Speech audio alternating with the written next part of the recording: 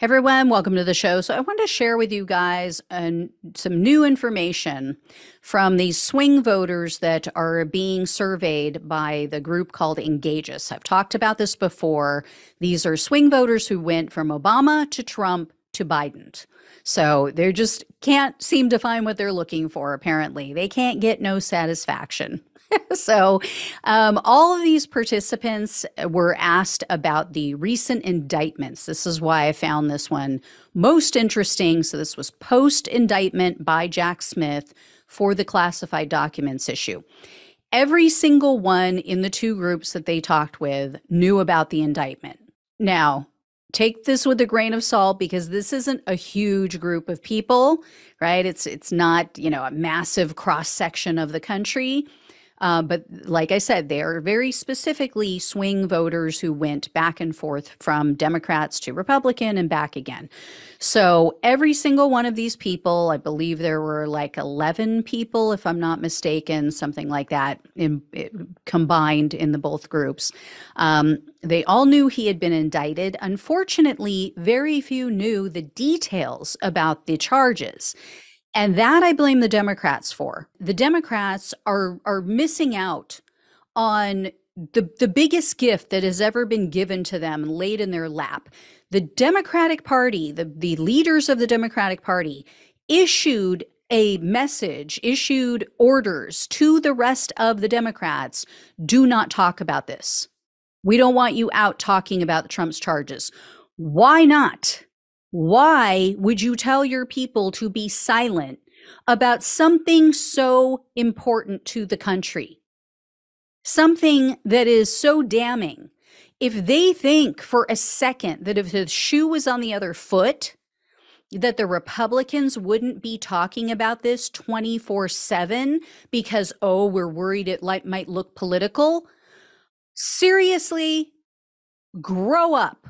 Grow the fuck up. These people they have their heads in the sand. They still, after all these years, they still do not get that this Republican Party is not the Republican Party of the 1980s and the 1970s or, whenever they first took office. So far removed from that. So they need to be out messaging is one of my biggest gripes with the Democratic Party is how horrific they are at messaging. So like I said, very few of these people knew everything. Almost every single one of them cited the classified document retention. But as far as espionage, as far as obstruction of justice, only a few of them knew of those charges and knew anything about it. They were all each asked for one word also to describe how they felt about this situation. And it was varied, but it was not good. I mean, very few positives. Frustrated, exhausted, disgusted, scared, embarrassed. Those were some of the ones that I jotted down. Also, there were a few people, I will say, that Trump's messaging is getting through to. His lie about, if they can do this to me, they're coming for you next. That is breaking through with a few of the, minority members of this group. So again, messaging that is really important for everyone to be out messaging about this, about the magnitude of what he did, about the absolute danger to our country, to our military, to, people who are human assets who literally risk their lives to get us some of this information. And he just threw it around, just tossed it around at his country club in areas that are not guarded. So then they went on and they asked them, do you think that this was legitimate, that there is reason for Trump to be arrested and indicted? All but one of both of these groups said yes. They believe that Trump did something wrong. They believe that he deserves to be indicted. Now, here's the catch. They also asked them, do you think that this is politically motivated? At the same time that the majority of these people, the vast majority, said, yes, well, I believe he did something wrong, They also, the majority said, yeah, it could be political. It could be politically motivated. They say both things are true.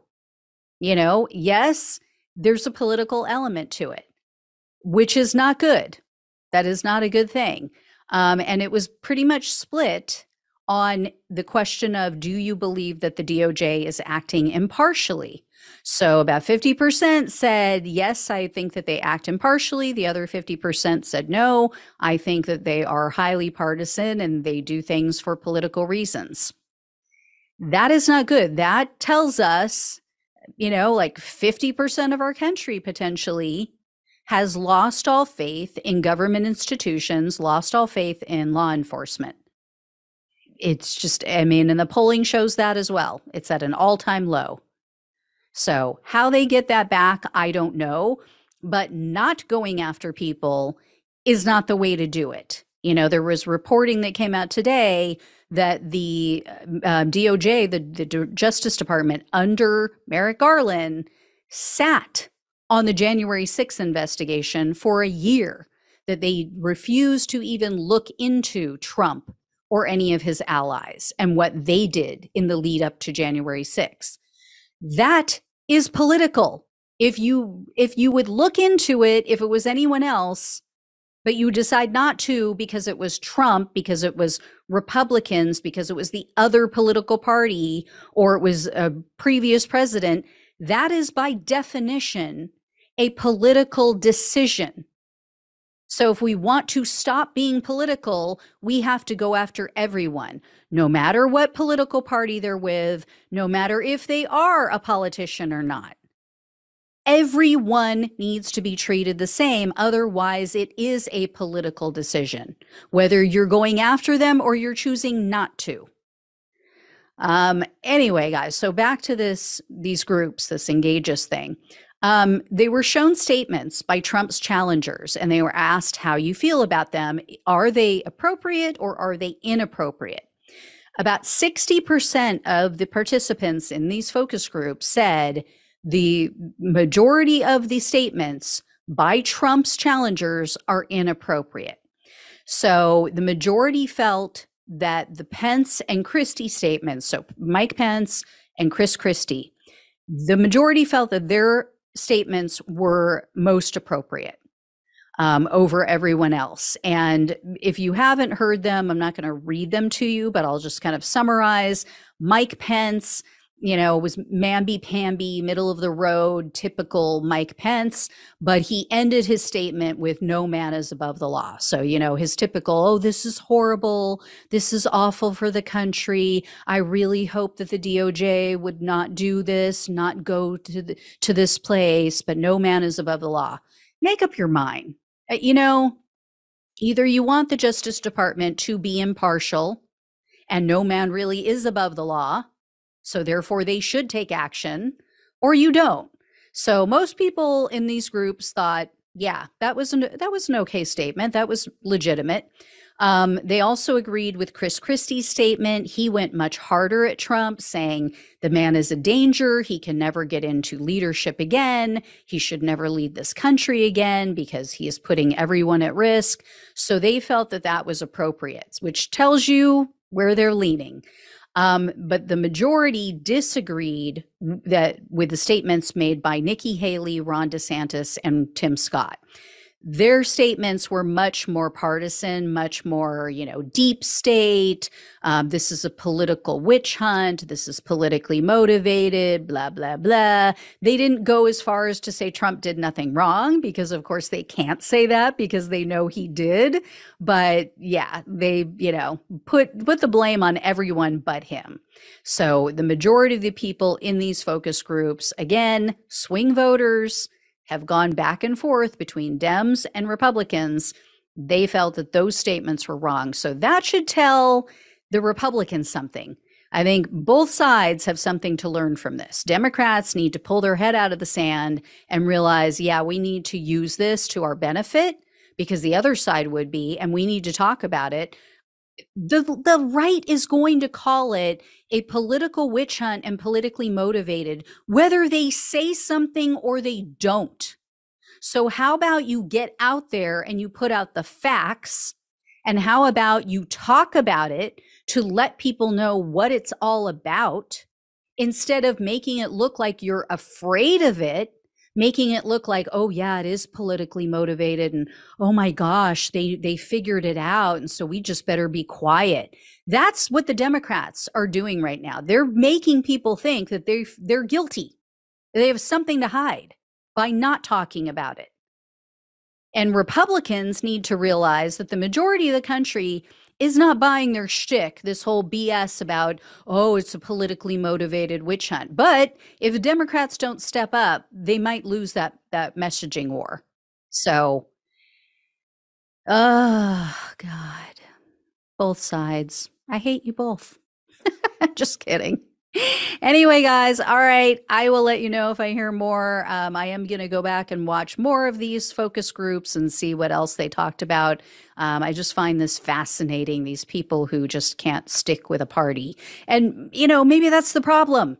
Maybe give one party enough time and enough power to get things done and then see if they blow it and then move on. But when we have this divided government, when we constantly have, a Congress split between, Republicans running the House or the Senate and the Democrats running the other side and, and another party in charge of the White House, you can't get everybody on the same page. And how are you ever going to, number one, get anything done? But number two, if they really don't want to get anything done, which I suspicion most of them don't, we want to know that, don't we? Let's put them in the hot seat. Let's give them enough rope to hang themselves. Let's give the Democrats every single branch, every single lever of power that we can, and let's see what they do with it.